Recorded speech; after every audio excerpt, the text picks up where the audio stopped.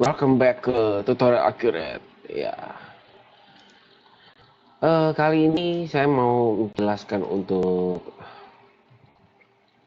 cara connect ke server dari kliennya. Ngapain dari klien? Eh, Kadang-kadang kan kalau misalnya nomor IP server kan bisa ganti-ganti ya, tergantung kita buat fix atau enggak. Nah, ini saya kasih tahu satu triknya untuk bikin apa? Untuk connect ke server tanpa harus rubah-rubah IP lagi. Nah, kita anggap ini ya. eh, Nih, caranya kalau untuk lihat IP server, ya anggap di server ya. Ini dilakukan di server karena yang connect itu yang server itu harus dibuat fix ya, atau enggak ini. Ya, oke. Nah, ini kalau saya udah dibuat fix ya, nomor IP-nya seperti ini. Ya, untuk yang ininya segmennya ini eh, tergantung lihat dari eh, providernya. Ya, jadi sebelum ini dilakukan, ini kita harus ke sini dulu nih, ke details dulu. Kita lihat di otomatis dulu ya, sebelumnya di otomatis. Kita buat otomatis dulu, kita klik sini juga ya, ini diklik, dan ini diklik ya. Lalu kita okein dulu, nanti kita lihat detailsnya itu berapa nomor yang diberikan oleh providernya untuk kita. Karena segmen ini berbeda-beda ya. Biasanya depannya sama 1908, nah di sininya yang berbeda ya, bisa 1, bisa 78, bisa 24 ya. Kalau ini nomor IP-nya ini yang terakhir, ini adalah nomor IP yang ada di kantor kita ya. Jadi usahakan server diberikan nomor yang paling akhir, karena resikonya kalau kita berikan nomor awal, misalnya nomor 9, nomor 8, nomor 10, nomor 11, itu kalau server dinyalakan lebih telat dibandingin yang lain pada waktu masuk ke networknya, kemungkinan nomornya sudah diambil duluan oleh komputer lain atau handphone ya yang connect ke server, connect ke wifi ya. Jadinya nanti server tidak mendapatkan nomor IP, akhirnya konflik karena server kita buat fix ya, misalnya kita buat fix tapi sudah diambil oleh komputer lain, maka akan konflik dan server itu tidak bisa masuk ke networknya. Akhirnya uh, klien juga tidak bisa mengambil database dari server, tidak bisa buka database dari server accurate-nya ya. Ya, oke. Nah, cara kedua adalah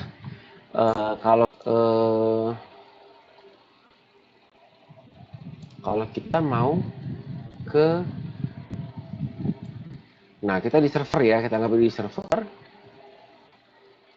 Nah, kita klik ke disk PC, lalu kita ke properties.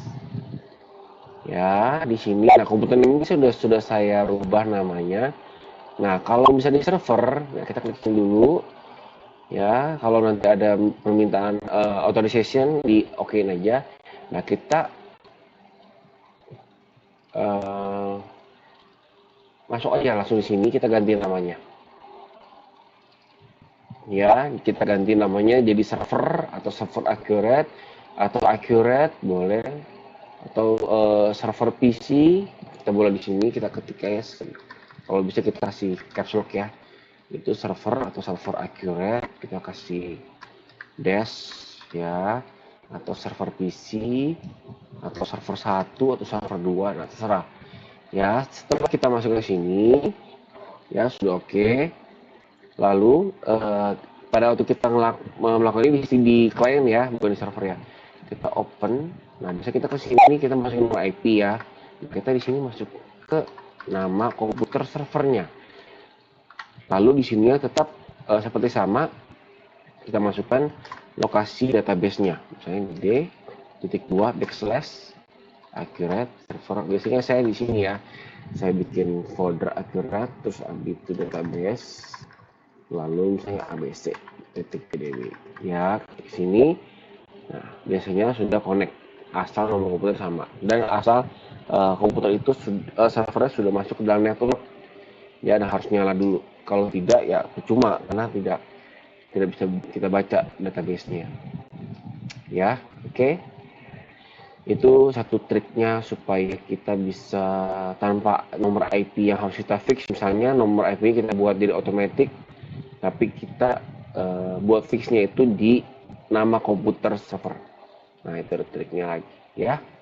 Oke, jadi nggak kesusahan lagi untuk connect ke server ya. Nah, jangan lupa setelah kita terkonek, terbuka, kita diminta password, kita input password, jangan lupa kita harus ke save as alias. Ya, simpan aliasnya di sini. Ya, simpan alias jangan lupa di sini. Setelah sudah terbuka database-nya, kita buat nama aliasnya misalnya ABC dengan nomor komputer, atau ABC nomor komputer, atau ABC saja juga boleh. Kalau kita memang tidak pernah connect dengan IP, hanya dengan nama komputer aja, boleh langsung dengan ABC saja ya. Oke, semoga nggak ada yang kesulitan lagi connect the server. Kalau misalnya ada kesulitan, boleh konsul ke nomor WA yang ada di sini, nanti saya cantumin di sini di videonya, dan biasanya juga di description juga ada. Tapi kadang kayaknya YouTube sekarang ini ya, di blog ya, nomor WA-nya dihilangkan gitu dari description ya, tapi nanti saya cantumkan di videonya. Oke, kalau misalnya ada masalah silakan WA aja, jangan telepon dulu ya, WA aja ya. Thank you, semoga lancar, mudah akurat, karena server ini server yang mudah digunakan, tapi memang harus ada maintenance yang di back office-nya yang harus lebih kuat. Misalnya harus menguasai jurnal dengan baik, supaya kalau bisa juga ada audit, ada ilmu auditnya, supaya kalau ada permasalahan di reportnya atau salah input, jadi orang accountingnya bisa lebih mengerti di mana kesalahannya. Itu harus ada ilmu audit dikit ya. Jadi nggak hanya input aja, jangan langsung keluar report. Memang betul, tapi kita juga harus ada satu orang yang untuk mengaudit di belakang. Misalnya adalah ininya SOP-nya lah, misalnya untuk penginputan harus ada nomor akunnya dicantumkan di situ supaya memudahkan bagian finance untuk menginput, dan nanti juga ada cap-cap lagi ya sendirilah ya. Boleh konsul lah kayak gitu untuk SOP-nya, jadi bisa saya ajarkan berapa ply yang harus di print, lalu bagian siapa yang otorisasi, bagian siapa yang audit ya. Jadi alurnya jelas, jadi kalau ada kesalahan pun juga tidak saling salah-salahan dan dapat diperbaiki dengan cepat. Oke, itu aja. Semoga lancar, semoga reportnya baik, semoga semua profit, semoga semuanya perusahaannya juga makin maju dan bisa lancar dengan accurate ya. Thank you.